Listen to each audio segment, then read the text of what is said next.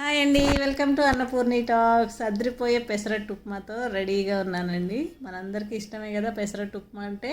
నా స్టైల్లో నేను ఎలా చేస్తానో మీరు చూసేయండి. అలానే నా వీడియోస్ చాలామంది చూస్తున్నారు, చాలా చాలా థ్యాంక్స్ అండి. అలానే లైక్ చేసి షేర్ చేసి సబ్స్క్రైబ్ కూడా చేసుకోండి.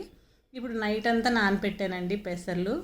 ఈ పెసర్లు ఏంటంటే నైట్ అంతా నానపెట్టుకుంటే మంచిగా ఉబ్బుతాయి, బాగా పిండి కూడా మంచిగా ఒదుగుతుంది అనమాట. ఇప్పుడు మనము కారం ఎంత కావాలో, మనకు స్పైసీ ఎంత తింటామో దానికి తగ్గట్టు పచ్చిమిరపకాయలు తీసుకోవాలి. పచ్చిమిర్చి తీసుకొని వేసుకుంటున్నాను. అలానే 1 ఇంచు అల్లం ముక్క కూడా తీసుకున్నాను అనమాట. ఇవి చిన్న చిన్న ముక్కలుగా కట్ చేసుకొని మిక్సీ జార్లో వేసుకోవాలి. చాలామంది దీంట్లో రైస్ కూడా వేస్తారండి. మేమైతే ఎప్పుడు వేయలేదు, నాకు తెలియదు కూడా రైస్ వేసి చేయడం ఎప్పుడు చేయలేదు నేను. దీనికి తగ్గట్టు సాల్ట్ యాడ్ చేస్తున్నాను. అలానే 1/2 టీ స్పూన్ పసుపు కూడా వేసుకున్న తర్వాత ఈ పెసర్లన్నీ కూడా దీంట్లో వేసేసుకున్నా. ఏవైతే మనం నానపెట్టుకున్నామో అవన్నీ వేసుకుని తగినంత వాటర్ పోసుకోవాలండి. మరీ మెత్తగా పేస్టు చేయనవసరం లేదు, అంటే నేను చెయ్యను. ఇలా ఎంత కావాలో అంత వాటర్ వేసుకొని మంచిగా గ్రైండ్ చేసేసుకోవాలి. చూసారు కదా, ఈ విధంగానే నేను ఎప్పుడు గ్రైండ్ చేస్తాను. మరి నాకైతే చాలా చాలా నచ్చుతాయి. ఇలా గ్రైండ్ చేసుకున్న తర్వాత ఒక గిన్నెలో వేసుకొని పక్కన పెట్టేసుకున్నాను. ఇప్పుడు మనం చట్నీ చేసుకుందామండి. చట్నీ కోసం చిన్న ప్యాన్ పెట్టేసుకొని కొంచెం ఆయిల్ యాడ్ చేసుకుంటున్నాను. వేసుకున్న తర్వాత దీంట్లో ఎండుమిర్చి వేసానండి. ఎండుమిర్చితో చేస్తున్నాను. ఎండుమిర్చి ఫ్రై అయిన తర్వాత తీసి పక్కన పెట్టేసుకొని దీంట్లోనే వేరుశనగ గుళ్ళు కూడా వేసుకొని ఫ్రై చేసుకోవాలి. ఇలా వేరుశనగ గుళ్ళు వేసుకొని మంచిగా ఆయిల్లో ఫ్రై చేసుకుంటే టేస్టీగా బాగా ఉంటుందండి. ఆయిల్లో ఫ్రై చేసిన పచ్చడి మాత్రం చాలా చాలా టేస్టీగా ఉంటుంది ఈ వేరుశనగ గుళ్ళతో.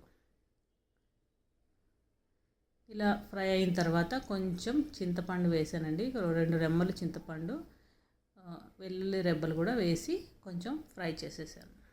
దాని తర్వాత కొంచెం జీలకర్ర కూడా యాడ్ చేశాను. ఇలా ఫ్రై అయిన తర్వాత మనం మిక్సీ జార్లో వేసేసుకోవాలి. ఇప్పుడు ఇవన్నీ కూడా మనం మిక్సీ జార్లో వేసుకొని మంచిగా పేస్ట్ చేసుకోవాలి. లాస్ట్లో కొంచెం తాలింపు వేసుకుంటే బాగుంటుంది.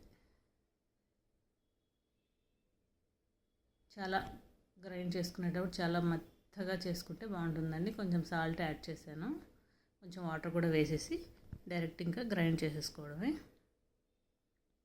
చూసారు కదా, ఇంత మంచిగా స్మూత్ పేస్ట్ లాగా గ్రైండ్ చేసుకున్నాను. కొంచెం తాలింపు కోసం కొంచెం ఆయిల్ తీసుకొని ఆవాలు కరివేపాకు మాత్రమే వేసాను, ఇంకేమీ వేయట్లేదు. ఆల్రెడీ ఎండుమిర్చితో పచ్చడి చేశాం కాబట్టి మళ్ళీ ఎండుమిర్చి ఎందుకనేసి నేను వేయలేదు. ఇలా వేసేసుకొని కలుపుకొని పక్కన పెట్టేసుకొని మిగతా ప్రాసెస్ చూద్దాం. దీంట్లో అల్లం చట్నీ కూడా బాగుంటుందండి, చాలా చాలా బాగుంటుంది అల్లం చట్నీ. కానీ నేనైతే ఈ వేరుశనగులతో చేశాను ఇవాళ. ఇప్పుడు స్టవ్ పైన కొంచెం చిన్న ప్యాన్ పెట్టేసుకున్నాను. దాంట్లో ఆయిల్ వేసుకొని ఆవాలు జీలకర్ర వేసాను. ఇది ఉప్మా చేస్తున్నానండి. కొంచెం 1 స్పూన్ ఆనియన్ వేసాను. ఇది ఉప్మాలోకి మాత్రమే చేస్తున్నాను కాబట్టి తాలింపు దినుసులు అన్నీ వేయలేదు నేను. దీంట్లో కరివేపాకు అల్లం ముక్కలు వేసాను. కొంచెం ఉప్మా రవ్వ కూడా వేసి మొత్తం ఇవన్నీ కూడా ఫ్రై చేసేసాను. దాంట్లో సాల్ట్ వేసుకున్నాను, తగినంత సాల్ట్ వేసుకొని ఈ రవ్వని కొంచెం ఫ్రై చేసుకుంటే మంచి టేస్ట్గా ఉంటుందన్నమాట. దీంట్లో ఈ రవ్వ ఉడికేంత వాటర్ వేసుకున్నాను. ఇది మరీ జారుగా ఉండనవసరం లేదు, మనం ఉప్మా పెసరట్టు కాబట్టి కొంచెం గట్టిగా ఉంటేనే బాగుంటుంది. ఇలా బాయిల్ చేసుకున్న తర్వాత తీసి పక్కన పెట్టేసుకున్నాను. ఇప్పుడు ప్యాన్ పెట్టేసుకొని పెసరట్టు వేసుకుందాం. ప్యాన్ హీట్ ఉంటుందండి. ఈలోపు చూసారు కదా, నేనైతే ఇలా తీసుకున్నాను పిండి. మరీ వాటర్గా లేకుండా ఇలా తీసుకొని మంచిగా ఇలాంటి గుంట గరిటె తీసుకొని ఇలా రౌండ్గా చేసేసుకుంటే మనకి పలసగా పెసరట్టు అయితే వస్తుంది. ఈ ప్యాన్ ఎంతైతే ఉందో అంతా కూడా వేసేసాను మొత్తం.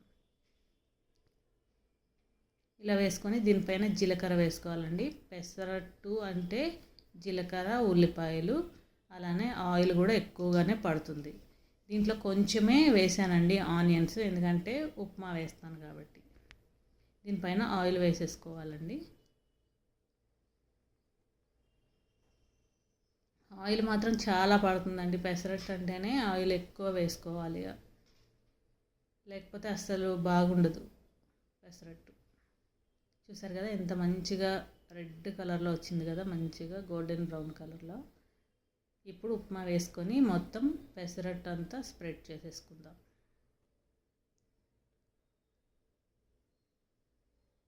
ఇలా మొత్తం కూడా స్ప్రెడ్ చేసేసుకొని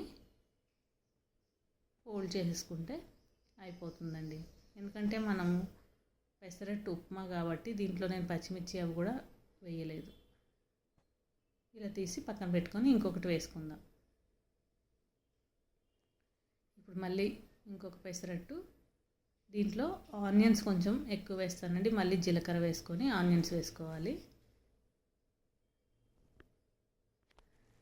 ఇలా ఆనియన్స్ అన్నీ వేసేసుకొని దీంట్లో ఆయిల్ వేసేసుకొని కొంచెం బాగా కుక్ చేసుకోవాలి. ఈ ఆనియన్స్ అన్నీ ఆయిల్లో కుక్ అయ్యేంత వరకు. చూసారు కదా మంచిగా బాయిల్ అయిపోయింది. ఒకసారి టర్న్ చేసుకుందాం, ఎందుకంటే కొంచెం ఆనియన్స్ చాలా ఎక్కువ వేసాను కాబట్టి లైట్గా ఫ్రై అయితే బాగుంటుంది. టర్న్ చేసేసుకుంటే ఒక 2 మినిట్స్లో అయిపోతుంది. సిమ్లో పెట్టేసి ఇలా 2 మినిట్స్ వదిలేస్తే మంచిగా బాయిల్ అయిపోతాయి ఆనియన్స్ అన్నీ. ఇప్పుడు తీసేసుకుందామండి. దీంట్లో మనం ఉప్మా వేసుకుందాం.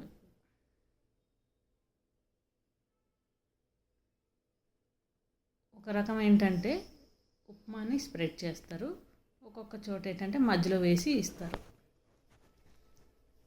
ఇలా వేసేసుకొని సర్వ్ చేసుకోవడమేనండి. అదిరిపోయే పెసరట్టు ఉప్మా రెడీ అయిపోయింది. మీరు అందరు కూడా చేసుకొని తినండి.